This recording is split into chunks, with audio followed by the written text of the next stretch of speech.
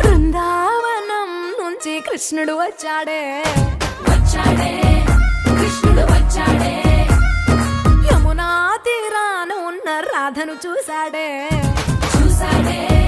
రాధను చూశాడే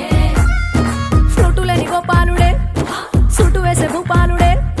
మీసమొచ్చిన పాలుడే